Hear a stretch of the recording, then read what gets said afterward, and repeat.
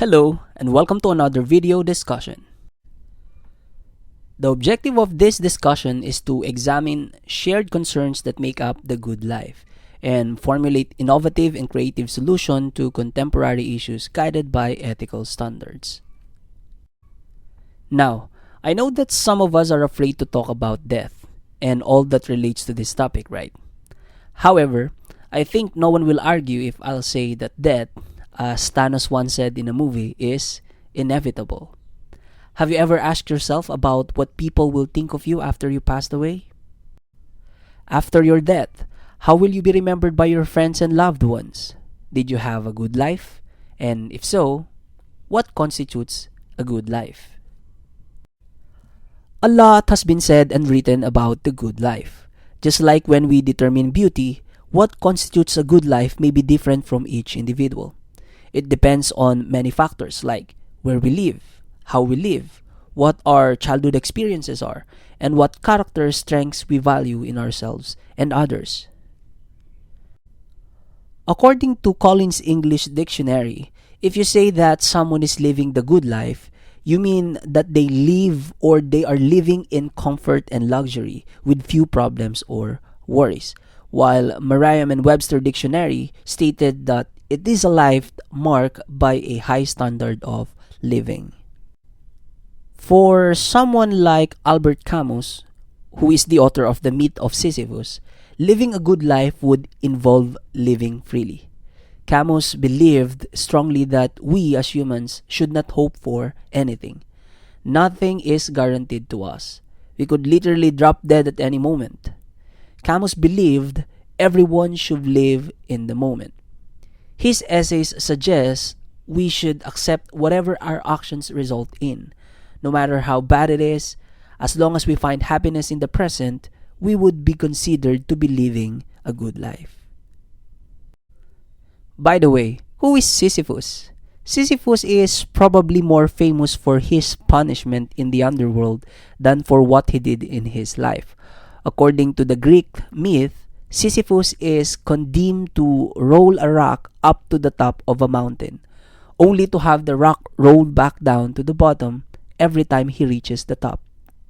And for this reason, Camus suggested that the gods were wise in perceiving that an eternity of futile labor is a hideous punishment.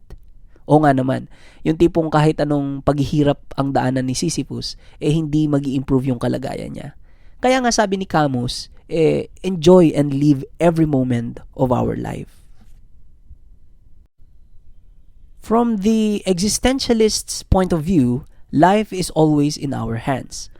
Only us has the power to make our life great and can evaluate its greatness. Kaya siguro yung iba, kahit di mayaman, nasasabi nilang masaya sila sa buhay na meron sila.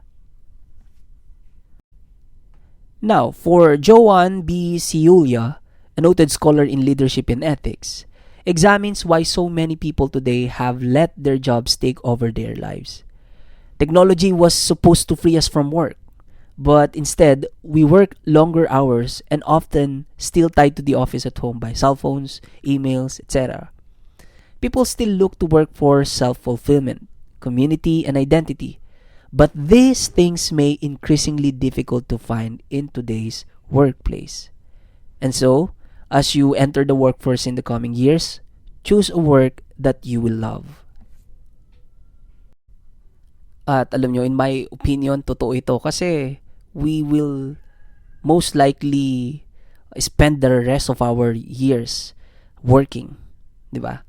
So kung ang mangyayari malulunod tayo sa trabaho natin, parang yung malaking part ng buhay natin dito sa mundo ay sa trabaho lang at hindi na natin nagagawang enjoy ang buhay.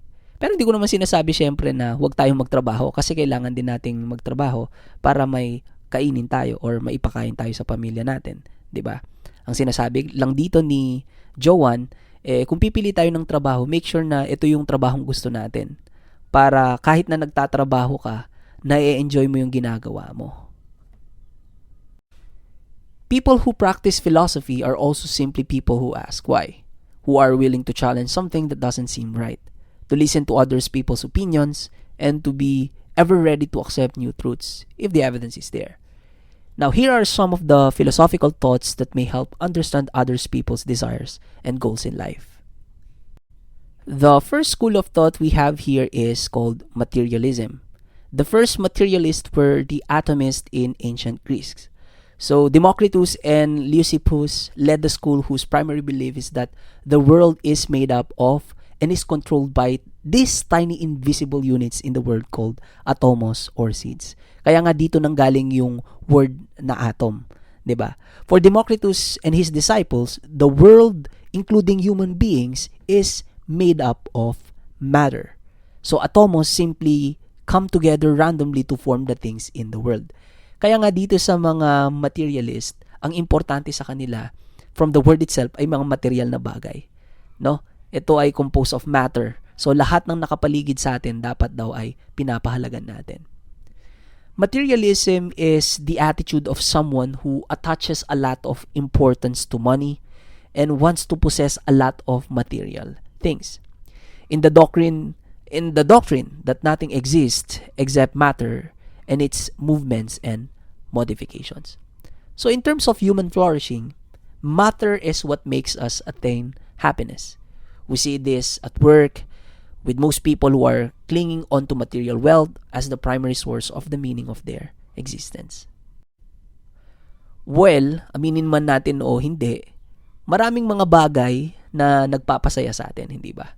Lalo na nga lang sa technology na meron tayo. Yung tipong basta may cellphone, internet, kuryente ka, hindi ka na maiinip buong araw kasi ang dami mong pwedeng gawin sa cellphone lang, di ba? At ito yung mga bagay na material. At kung mawawala itong mga ginagamit natin, internet, cellphones, laptops, and other things, other stuff for entertainment, masasabi nyo kayang masaya pa yung buhay ninyo. Okay, ito yung test na binibigay sa atin ng materialism. Without this advancement in technologies that we have today, kaya ba nating mabuhay ng masaya? For the hedonists naman, or dun sa mga taong naniniwala sa hedonism, they see the end goal of life in acquiring pleasure. Pleasure has always been the priority of hedonists. For them, life is about obtaining and indulging in pleasure because life is limited. So the mantra of this school of thought is the famous, eat, drink, and be merry, for tomorrow we die. Led by Epicurus, this school of thought also does not buy any notion of afterlife, just like the materialist. So hindi sila naniniwala sa religion, most likely, kasi hindi sila naniniwala sa afterlife. Kasi nga, 'di ba? Limited ang life natin, so dapat dito tayo nakafocus sa present. 'Yun ang laging sinasabi ng mga hedonists.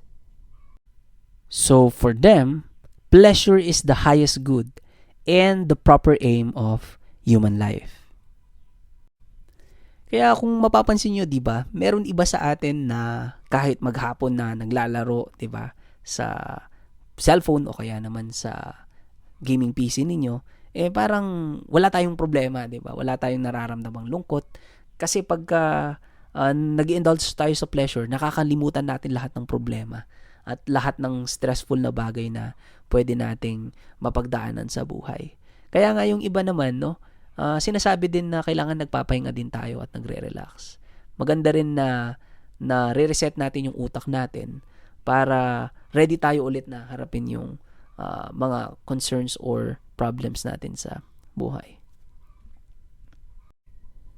In 1974, Robert Nozick introduced the term experience machine or pleasure machine as a thought experiment. So, the experiment is a brilliant way to put the idea of hedonism in individuals on trial. The thought experiment is this. If you had a machine that could give you any experience that you ever wanted, including pleasure for the rest of your life, would you use it?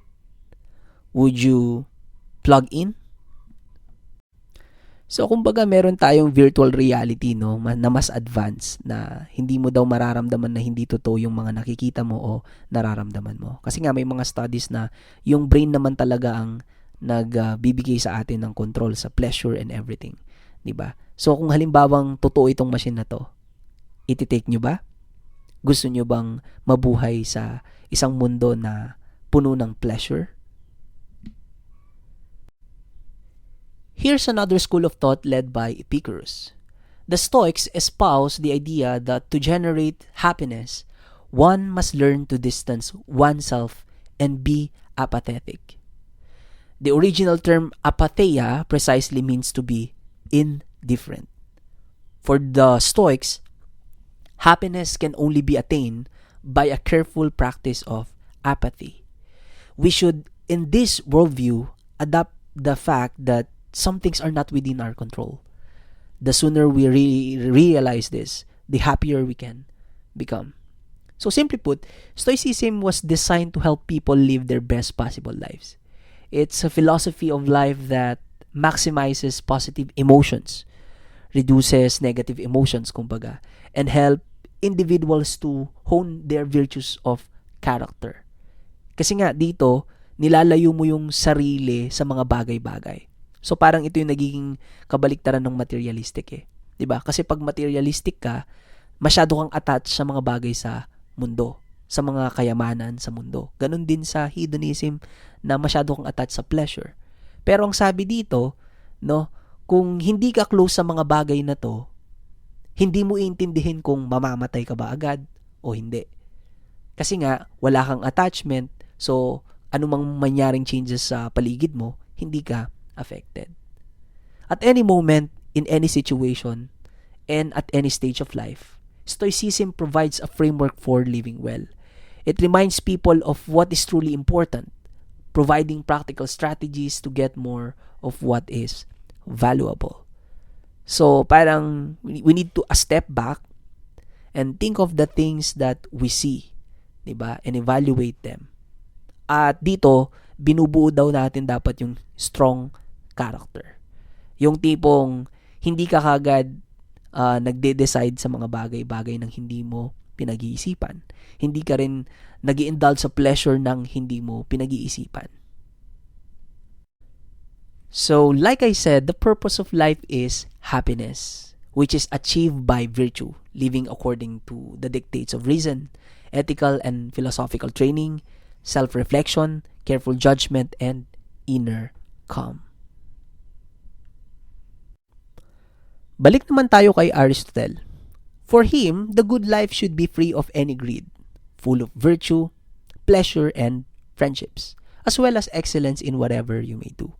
So for Aristotle, the final end of human life is to flourish, to live well, and to have a good life. And we call it eudaimonia. According to Aristotle, there are two kinds of desires: the acquired desires and the natural desires. So acquired desires are different between individuals. Ito yung mga tinatawag nating wants. Yung tipong pag tinanong mo yung bawat isa sa atin, pwedeng yung isa masaya na makapag-tour siya around the world. Yung isa naman pag tinanong mo, hindi yun ang sagot niya. Pwedeng maging sagot niya ay gusto niya ng sariling mansyon. Yung isa naman pag tinanong mo, gusto niyang maging kilalang artista. 'Di ba? So, ang tawag natin dito mga apparent goods. Things that appear good because we want them. Pero meron ding tinatawag na natural desires. And these are same for everyone. Ito yung good for us whether we want it or not. Like food, shelter. So, yung mga basic needs natin dun sa hierarchy of needs, most likely under sila ng natural desires. Kasi 'di ba, kahit ayaw mong kumain, kailangan mong kumain. At yung pagkain, hindi makakasama sa'yo dahil kailangan natin yan para mabuhay. So in short, makilala natin to sa tawag na wants and needs. Ganyan lang naman yan di ba? May mga bagay na kapag na-fulfill natin, according to the hierarchy of needs ni Maslow, di ba, ay nagiging satisfied or masaya tayo. Yung iba naman, kahit na merong mga basic needs, hindi pa rin totally nagiging masaya. 'Di ba? Or hindi nila nasasabing nagfo-flourish sila as a human being. Dahil nga meron pa silang mga gustong gawin sa buhay. Lahat ng sinasabi natin na to at yung mga school of thoughts na kaninang pinag-aaralan natin. Hindi ko sinasabing 100% tama sila or mali, 'di ba? So ito yung nagiging gabay lang natin kung para malaman natin kung paano mag-isip yung mga tao, 'di ba? Kung bakit ito yung mga naiisip natin at bakit ito yung mga gusto natin sa buhay. At paano natin nadidetermine subjectively yung pagiging masaya or a flourishing human being. Sabi din pala ni Aristotle, hindi lahat ng gusto natin o kailangan natin ay unlimited. Meron tayong mga tinatawag na external goods like food, drink, shelter, clothing, and sleep. At yung tinatawag na bodily goods. No? Ito yung health, vitality, vigor, and pleasure. Itong dalawang to ay limited.